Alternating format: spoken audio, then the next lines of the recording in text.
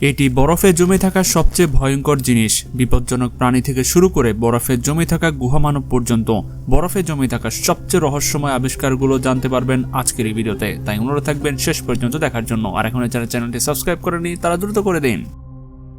প্রথমেই আমাদের দেখতে হবে এই রহস্যময় বৃত্তটি। 2013 সালে জেসন নিলসন এবং তার বন্ধু ইউটাতে হাঁটতে বের হয়েছিলেন। তখন তারা একটি হ্রদের দেখা পায়। হ্রদটি প্রথমে স্বাভাবিক মনে হলেও জেসন একটি উদ্ভট বৃত্ত দেখতে পান।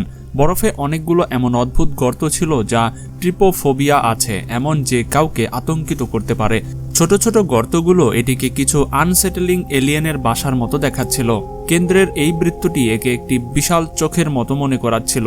জেসন কাছে গিয়ে খুব ভালো করে দেখেন। তখন তিনি অনেকগুলো সাদা গোলাকার বস্তু দেখতে পান যা বরফের মধ্যে গলে মিশে গেছে। দেখতে অনেকটা এলিয়েনের ডিমের মতো। জেসন ভিডিওটি অনলাইনে পোস্ট করেন এবং এ পর্যন্ত এর লক্ষ লক্ষ ভিউজ হয়েছে।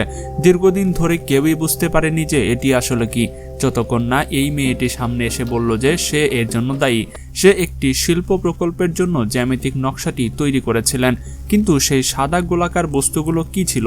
এই নকশাটি বানানেওয়ালা ক্লেয়ার লুইসের মতে সেগুলো ময়দা এবং লবণ দিয়ে তৈরি। তিনি বলেন প্রকল্পের জন্য তিনি এরকম 1000-এরও বেশি তৈরি করেছিলেন। তারপর বরফে ঢাকা হ্রদে রেখে দেন। তাই যদিও এটি এলিয়েনদের দ্বারা তৈরি নয়, তবুও এটি অবিশ্বাস্যভাবে ভয়ঙ্কর এবং অভিশপ্ত দেখাচ্ছিল। চলুন এবার দেখি এই জমে থাকা শিয়ালটি। 2014 সালে একজন মানুষ সুইডেনের বুনো হ্রদের উপর স্কেটিং করছিলেন। ঠিক তখনই তিনি বিশ্বের সবচেয়ে দুর্ভাগা শিয়ালটিকে দেখতে পান। এই পশমী প্রাণীটি দুর্ভাগ্যবশত হ্রদের মধ্যেই তার মৃত্যুবরণ হয়েছিল। কিন্তু লোকজন বিভ্রান্ত ছিল যে শিয়ালটি প্রথমেই হ্রদে কেন ছিল। শিয়াল সাঁতার কাটতে পারে। সম্ভবত শিয়াল পুরো হ্রদটি সাঁতার কাটতে পার করার চেষ্টা করেছিলেন। মাঝপথে এটি জমে যেতে শুরু করে এবং দুর্ভাগ্যবশত আটকে যাওয়ার আগে হ্রদ থেকে বের হতে পারেনি। শেষ পর্যন্ত জমে থাকা শিয়ালটিকে হ্রদ থেকে কেটে বের করা হয় এবং তারপর হ্রদের উপর রাখা হয়। সম্ভবত যে কোনো মানুষ বা শিয়ালের জন্য এটা সতর্কবার্তা যে হ্রদের উপরে হাঁটা নিষেধ। এখন আপনাদের দেখাতে হবে এই রহস্যময় বরফের চঙ্গরটি। এই অদ্ভুত আবিষ্কারটি আর্কটিকে ধরা পড়ে এবং বিশেষজ্ঞ বিজ্ঞানীদের হতবাক করে দেয়। এই হিমশৈলীটি বিশাল, প্রতিসম এবং নিখুঁত আয়তাকার। দেখে মনে হয় সুনির্দিষ্ট কোনো যন্ত্র দিয়ে কাটা হয়েছে, কিন্তু এটি নিশ্চয়ই প্রাকৃতিকভাবেই হয়েছে। কেউ কেউ বলেছেন হয়তো ভিন গ্রহের প্রাণীরা এটি করেছেন। আবার কেউ বলেছেন এটি দেখতে কোনো কাঠামের ভিত্তির মতো যা এখন আর দাঁড়িয়ে নেই। নাসাই আসলে এটি আবিষ্কার করেছিলেন, যা অনেক তত্ত্ব এবং অনুমানের জন্ম দেয়, কারণ আর্কটিকে পৌঁছানো খুব কঠিন। এই হিমশৈলীটি কি এবং সে সম্পর্কে খুব কম মানুষই জানে। যদি কোনো সরকারি সংস্থা এর পেছনে থাকে তবে সম্ভবত বহু দশক ধরে আমরা সত্য জানতে পারবো না। আপনি কি মনে করেন এটি কি সহজেই বিরল প্রাকৃতিক ঘটনা, নাকি এমন কিছু আছে যা তারা আমাদের জানতে দিতে চায় না? এরপর আমাদের দেখতে হবে বরফে জমে থাকা এই এলিয়েনটি। এই ভিডিওটি প্রতিবেদন অনুযায়ী রাশিয়ার সাইবেরিয়া থেকে এসেছে। দুজন লোক তুষারবৃত বনে হাঁটছিলেন। তখনই তারা তুষারের মধ্যে একটি মানব সদৃশ প্রাণীর দিকে ক্যামেরা ঘোরায়। ছোট্ট এই প্রাণীটি এই গ্রহের কোনো প্রাণীর মতো দেখে বলেই মনে হচ্ছে না। যেটাই হোক না কেন এটি সত্যি এলিয়েনের মতোই দেখাচ্ছিল, এমনটাই তারা মনে করছিল। দুই লোকটি রুশ ভাষায় কথা বলে এবং তারা যা দেখছে তা বিশ্বাস করতে পারছে না। তারা যা পেয়েছে তা নিয়ে সত্যি চিন্তিত এবং বিভ্রান্ত বলে মনে হয়। সাইবেরিয়া একটি বিশাল তুষারময় ধ্বংসস্তূপ এবং এর বেশিরভাগ অংশই মানুষের বসবাস নেই। তাই কে জানে এই প্রাণীটি কতদিন ধরে সেখানে পড়েছিল। চলুন এবার দেখি এই উলি ম্যামথকে। উলি ম্যামথ প্রায় 5000 বছর আগে বিলুপ্ত হয়ে গিয়েছিল, কিন্তু 2010 সালে রাশিয়ায় একটি জমে থাকা উলি ম্যামথ পাওয়া যায়। গবেষকরা বিভিন্ন পরীক্ষা করে দেখেন যে উলি ম্যামথ ছিল মাত্র একটি শিশু, আনুমানিক 6 থেকে 9 বছর বয়সী। বিশ্বাস করা হয় এটি একটি খাদের থেকে পড়ে মারা যায়, কিন্তু সৌভাগ্যবশত বরফে পড়ে গিয়েছিল, যার অর্থ এটি নিখুঁতভাবে সংরক্ষিত ছিল। আশ্চর্যজনকভাবে এর মস্তিষ্ক এখনও অক্ষত আছে এবং আরও অবিশ্বাসের ব্যাপার হচ্ছে বিজ্ঞানীরা এখন এটিকে পুনরুজ্জীবিত করার চেষ্টা করছেন। তারা উলি ম্যামথকে ডিএনএর প্রতিলিপি করার জন্য $15 মিলিয়ন সংগ্রহ করেছে। তারপর তারা হাতি ব্যবহার করে একটি উলি ম্যামথ হাতি সংকর তৈরি করবে। এই একবার বিলুপ্ত হয়ে যাওয়া প্রজাতিকে আবার জীবিত করে তুলবে। প্রথম হাতি উলি ম্যামথ সংকরটি আশা করা হচ্ছে আগামী 5 বছরের মধ্যে। তাই এই আবিষ্কারটি সত্যি বিশ্বকে অনেকটাই বদলে দিয়েছে। চলুন এবার দেখি বরফে জমে থাকা এই সাপটি। কল্পনা করুন আপনি আইস স্কেটিং করছেন, হঠাৎ একটি সাপ আপনাকে কামড় দিল। এটি এমন কিছু শোনায় যা কখনো ঘটতেই পারে না, কিন্তু 2015 সালে ম্যারিল্যান্ড ইউএসএতে একটি হ্রদে এই সাপটি জমে থাকতে দেখা যায়।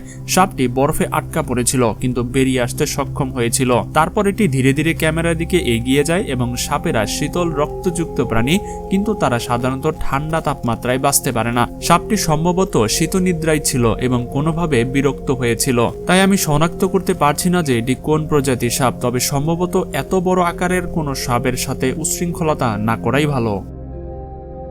চলুন এবার দেখি এই জমে থাকা অ্যালিগেটরগুলো। একদিন কলোরাডোতে একটি বিশাল তুষার ঝড় হয়। এটি একটি হ্রদের বেশ কয়েকটি অ্যালিগেটরকে জমিয়ে দেয়, কিন্তু এই সাহসী মানুষগুলো এই অ্যালিগেটরদের জীবন বাঁচানোর সিদ্ধান্ত নেয়। কয়েক মিনিট খোঁজার পর তারা বরফের নিচে একটি জমে থাকা অ্যালিগেটর খুঁজে পায় এবং সাহস করে তাকে বের করে আনে। অ্যালিগেটররা স্বল্প সময়ের মধ্যে জমে যাওয়া আবহাওয়া সহ্য করতে পারে। তারা তাদের বিপাক হার কমিয়ে এটি করে, কিন্তু তারা শুধুমাত্র কিছু সময়ের জন্য এটি করতে পারে, কারণ তারা শীতল রক্তযুক্ত প্রাণী, দীর্ঘ সময় ঠান্ডা তাপমাত্রায় বাঁচতে পারে না। কিন্তু সৌভাগ্যবশত এই সাহসী মানুষগুলো এই অ্যালিগেটরদের জীবন বাঁচাতে পেরেছিলেন। চলুন এখন আপনাদের দেখাতে হবে এই রক্তের জলপ্রপাত। অ্যান্টার্কটিকা একটি অত্যন্ত রহস্যময় স্থান। অ্যান্টার্কটিকার সবচেয়ে রহস্যময় জিনিসগুলোর মধ্যে একটি হচ্ছে ব্লাডি ফলস। এটি একটি জলপ্রপাত যা দেখতে রক্ত দিয়ে তৈরি বলে মনে হয়, কিন্তু চিন্তা করবেন না, সৌভাগ্যবশত এটি রক্ত নয়। লাল রং আসলে পানিতে থাকা লোহার কারণে, যা একই মৌল যা মঙ্গল গ্রহকে তার লাল রং দেয়। ব্লাডি ফলস অ্যান্টার্কটিকার ম্যাকমার্ডো শুষ্ক উপত্যকায় পাওয়া যায়। দশক ধরে বিজ্ঞানীদের কোনো ধারণা ছিল না লোহাটি কোথা থেকে আসছে, কিন্তু অবশেষে তারা ভূগর্ভস্থ ইমেজিং প্রকাশ করে একটি জটিল নেটওয়ার্কের, যা হলো বরফের নিচে নদী এবং একটি লবণাক্ত পানির হ্রদ যা লোহায় সমৃদ্ধ। এটি এটাও ব্যাখ্যা করেন যে কেন ব্লাডি ফলস কখনো জমে না। চলুন এবার দেখি এই জমে থাকা মাছগুলো। এই মাছগুলো দেখে মনে হচ্ছে সময়ের মধ্যে জমে গেছে। 2015 সালে দক্ষিণ ডাকোটায় কেলি প্রিহেইম নামের এক মহিলা এগুলোকে খুঁজে পায়। মাছগুলো 4 ফুট পুরো এবং বরফের দেয়ালে জমেছিল। এটি থেকে মনে হতে পারে মাছগুলো পানির বাইরে লাফ দেওয়ার সময় জমে গেছে, কিন্তু তা নয়। প্রকৃত কারণ হচ্ছে হ্রদের পৃষ্ঠের ঘন মেঘলা বরফ। এই বরফ এতটাই ঘন হয় যে এটি সূর্যের আলো আটকে দেয়। এর অর্থ পানির ভেতরে গাছপালা শালক সংশ্লেষণ করতে পারে না, যার ফলে হ্রদে অক্সিজেনের অভাব হয় এবং মাছ বাঁচার জন্য কষ্টকর হয়ে দাঁড়ায়। যখন মাছগুলো মারা যায় তারা হ্রদের উপরের দিকে ভেসে ওঠে, যার ফলে তারা হ্রদের উপরেই জমে যায়। এখন আমাদের দেখতে হবে এই জমে থাকা গুহা মানবটিকে। একদিন মিনিয়াপোলিস ইউএসএতে লোকেরা একটি 6 ফুট লম্বা জমে থাকা মানুষ খুঁজে পায়। এটি দেখে মনে হচ্ছিল যেন এটি গুহা মানবের বরফের টুকরোর মধ্যে জমে আছে। এটি খুব লোমশ, এলোমেলো ছিল এবং একটি গদাও বহন করছিল। অবাক হওয়া অনেক লোক এটিকে দেখতে আসে, কিন্তু পরে প্রকাশ পায় যে এটি ছিল জ্যাক সুমাখ নামের এক ব্যক্তির তৈরি একটি শিল্পকর্ম। তিনি এই গুহা মানবটি তৈরি করেছিলেন এবং এর নাম দিয়েছিলেন জগ। অবশেষে আমাদের দেখতে হবে এই রহস্যময় মূর্তিগুলো। একদিন সাইবেরিয়ায় কেউ তুষারের মধ্যে এই উদ্ভট মূর্তিগুলো খুঁজে পায়। তার কোনো ধারণা ছিল না এগুলো কি বা কোথা থেকে এসেছে। এটি নিশ্চয়ই কোনো শিল্প স্থাপনা ছিল না, কারণ ওই এলাকায় কেউ বসবাস করে না। কয়েক মাইল পর্যন্ত কোনো শহর বা বিল্ডিং ছিল না, এবং আরও অদ্ভুত ব্যাপার হচ্ছে গাড়ি এলাকায় যেতে পারে না, কোনো রাস্তা নেই এবং অবস্থা খুবই তুষারময়। আজ পর্যন্ত সাইবেরিয়ান মূর্তিগুলো অমীমাংসিতই রয়েছে, কিন্তু এখন সময় হয়েছে আপনাদের কণ্ঠস্বর শোনানোর। আপনারা নিচে কমেন্ট করে বলুন কোন আবিষ্কারটি আপনার কাছে সবচেয়ে বেশি রহস্যময়, সবচেয়ে বেশি রোমাঞ্চকর লেগেছে। সেটা কিন্তু অবশ্যই আপনারা আজকে কমেন্টে জানিয়ে যাবেন। আর এখনো যারা চ্যানেলটি সাবস্ক্রাইব করেনি তারা করে দিন, কারণ এমন মজার ভিডিও ইনশাল্লাহ প্রতিদিন পেতে থাকবেন। আল্লাহ হাফেজ।